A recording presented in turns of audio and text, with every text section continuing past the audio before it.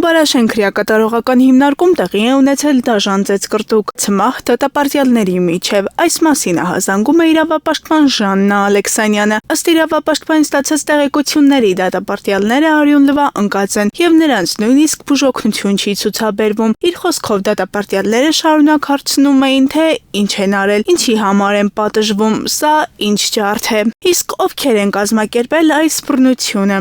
Ես չգիտեմ պատճառները, պատճառ չկար ըստ բանտարկյալների, պատճառ չկա։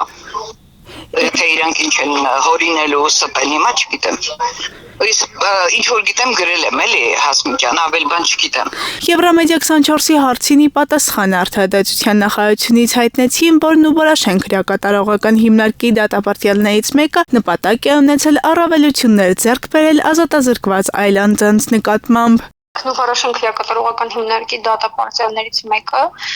նպատակ է ունեցել առավելություններ ձեռք բերել այլ ազատազրկված անձանց նկատմամբ եւ տևական ժամանակ խաթարել է հիմնարկի բնականon աշխատանքը,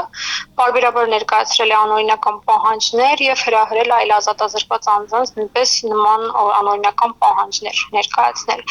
Քրեակատարողական ծառայությունը քրեական ենթամշակույթի եւ այլ անօրինականության դեմ պայքարի շրջանակում որոշում է կայացրել անօրինականություններ ու պարակտում հրահրող դատապարտյալին տեղափոխել այլ քրեակատարողական հիմնարկ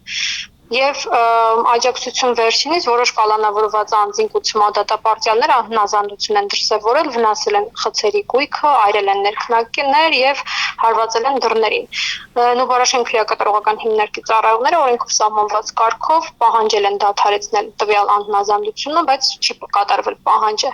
Եվ ծառայության հատուկ նշանակության բաժնի ծառայողները քրեակատարողական հիմնարկի ծառայողների հետ համատեղ ձեռնարկել են հատուկ միջոցառումներ։ Մեզ ասացին նաև, որ տեղում շտապօգնություն չի եղել, շտապօգնություն չի ժամանել, համապատասխանում է դա իրականությանը։ Տեսեք, կատարված գործողությունից հետո երկու դատապարտյալ հայտարարել է, որ հնարավոր կոտրվածքների մասին, սակայն հիմնարկի բուժանձնակազմի հետազոտության արդյունքում որևէ կոտրվածքներ չեն հայտնաբերվել։